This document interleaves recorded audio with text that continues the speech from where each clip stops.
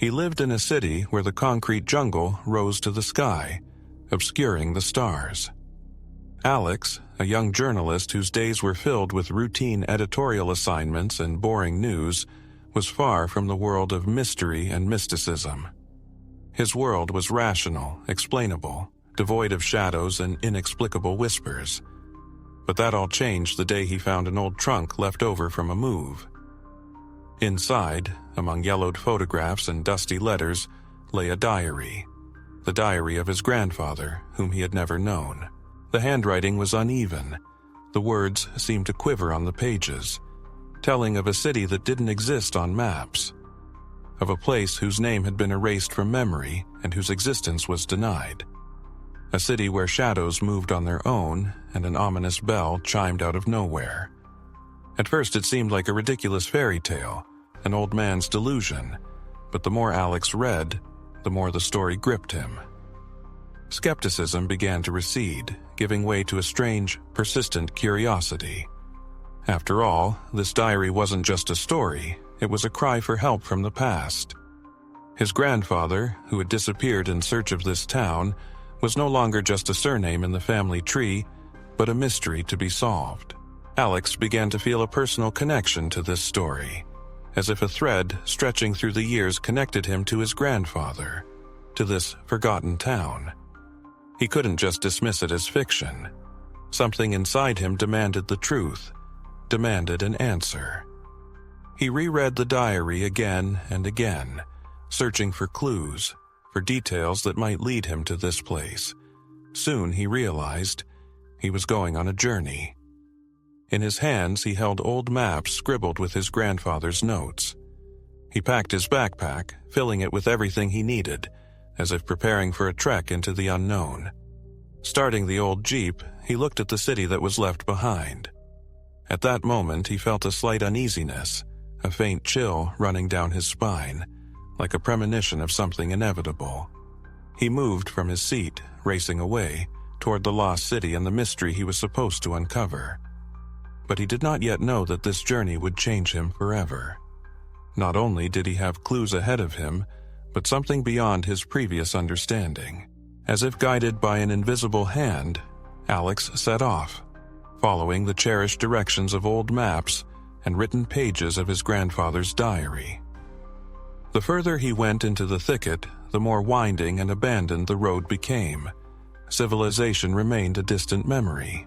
The dense forest closed its branches over his head, and a heavy fog, like a shroud, enveloped everything around him, blurring the boundaries between reality and the ghostly world.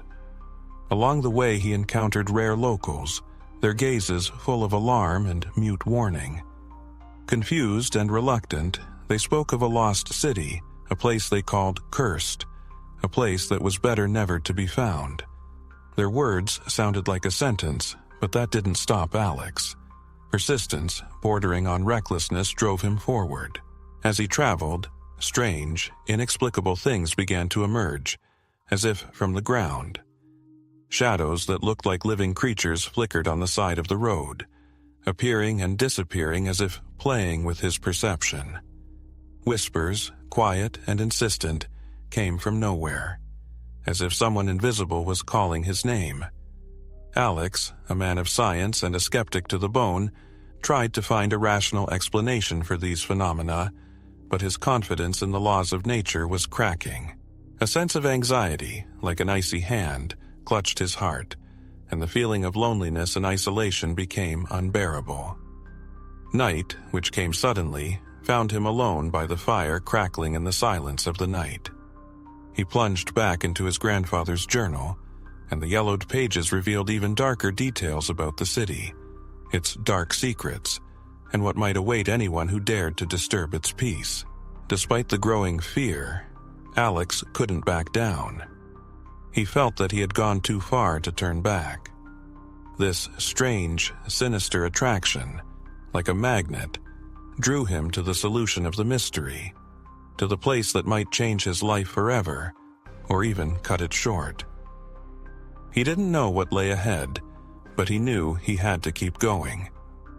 Something about this forgotten place beckoned to him, like an ancient, inexorable force that defied logic and reason.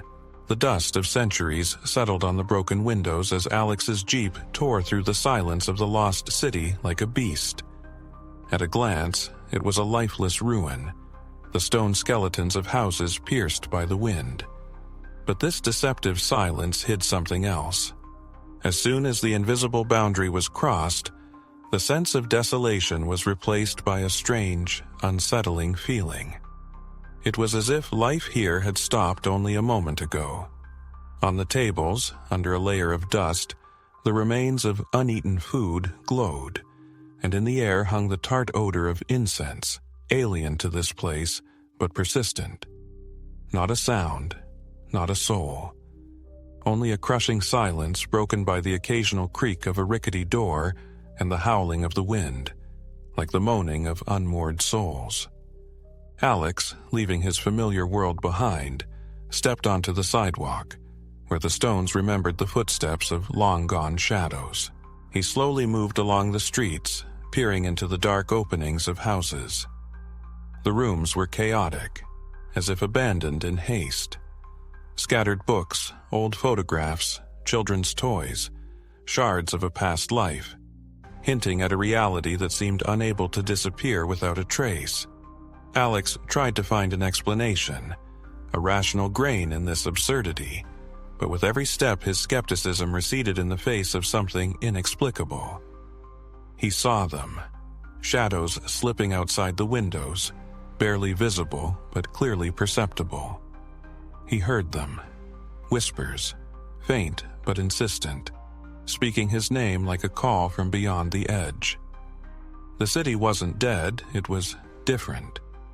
It was breathing, pulsing, watching, and Alex felt that he had become a part of this strange, frightening world, that the city would not let him go so easily.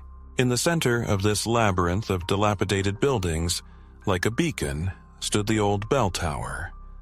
Its spire, piercing the misty sky, seemed like a finger pointing to something hidden, something important. It was here, according to his grandfather's diary, that the clue lay. And it was here, in this place imbued with dark mystery, that Alex felt he was getting closer to the answer. But what price would be paid for this truth? The bell tower towered above the city like a bony finger pointing to the heavens. Inside, the cold stone and rumbling echo made it feel as if time stood still here. It was here, exploring the dilapidated staircase, that Alex first saw her. The girl seemed to emerge from the shadows, dressed in an old-fashioned dress, as if descended from the pages of a forgotten chronicle. She called herself Lyra, and her gaze, both sad and penetrating, did not express the slightest surprise at the sight of the unexpected guest. She spoke as if she knew everything about him, as if she had been waiting for his arrival. Lyra told him that this city did not obey the laws of the familiar world, that it existed outside of time and space, as if trapped in its own nightmare.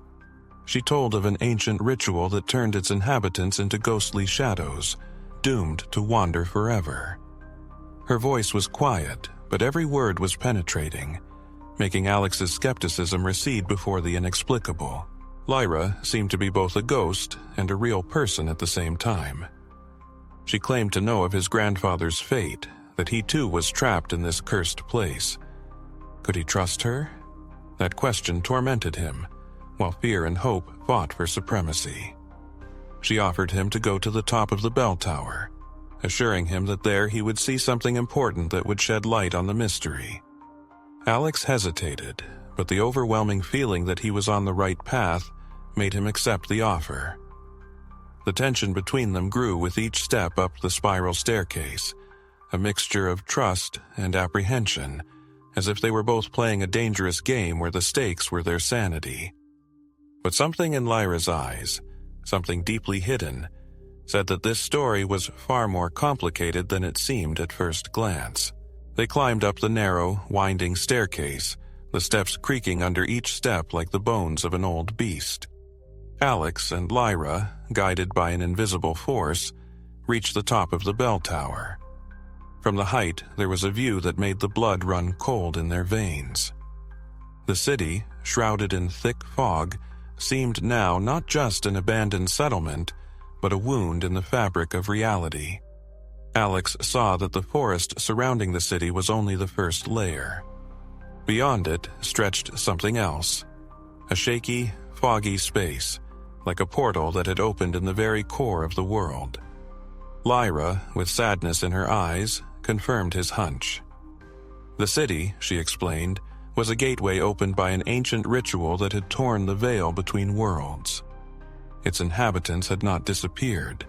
They had been swallowed by that portal, made prisoners of another dimension. Alex, listening to her words, realized the terrible truth. His grandfather had probably become a part of this nightmare too. At that moment, the ominous ringing of the bells he had heard earlier echoed through the neighborhood, piercing the silence like a harbinger of trouble. Lyra said it was a sign of the portal opening, and Alex saw shadows coming out of the foggy hole. They were not just shadows, but the souls of the city's inhabitants, trapped between worlds, doomed to eternal wandering. They reached out to the living world, as if seeking salvation, but could find no peace. Alex realized that he had to close the portal, to stop this horror, to prevent the souls, including his grandfather, from dissolving into nothingness. Fear and despair fought in his soul with a sudden determination. He couldn't just stand there and watch. Lyra, reading that willingness in his eyes, touched his arm. She knew it was a dangerous path, but there was no other way out. Alex, despite all the risks, despite all the warnings of reason, made a decision. He would take this step, enter the portal to save his grandfather, and return peace to the souls trapped between the worlds. He could not do otherwise.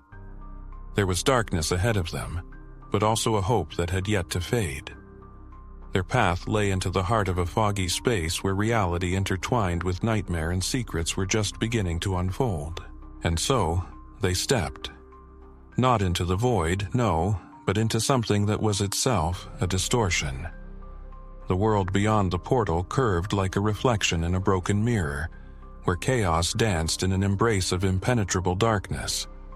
The souls that had once been inhabitants of the city were flitting around, ghostly silhouettes in an eternal search for the peace they were never destined to find. Alex realized, with chilling horror, that they were all stuck, prisoners of an unfinished ritual, dragged into this nightmare. In this roundelay of shadows he saw his grandfather too, but not the strong man from his memories, but a haggard, lost shadow, wandering in a maze of pain. Lyra, her voice sounding calm, like a beacon in this storm, explained that the only way to close the portal was to repeat the ritual in reverse. And then their desperate search began. The objects that seemed to be part of this distorted world. Every step was a battle, every find a victory. But the shadows did not give up. They clung, trying to stop those who dared to break their eternal imprisonment. Time was shrinking. The portal, like a wound, was becoming more and more unstable, and Alex felt the last seconds counting down. His determination was burning like a flame. But in this dark world there is always something else hidden behind the veil. And so, in the heart of this cursed place, Alex and Lyra, like shadows, glided between half-destroyed buildings, searching for the necessary artifacts. Their mission was to reverse the ancient ritual that held the souls of the city captive.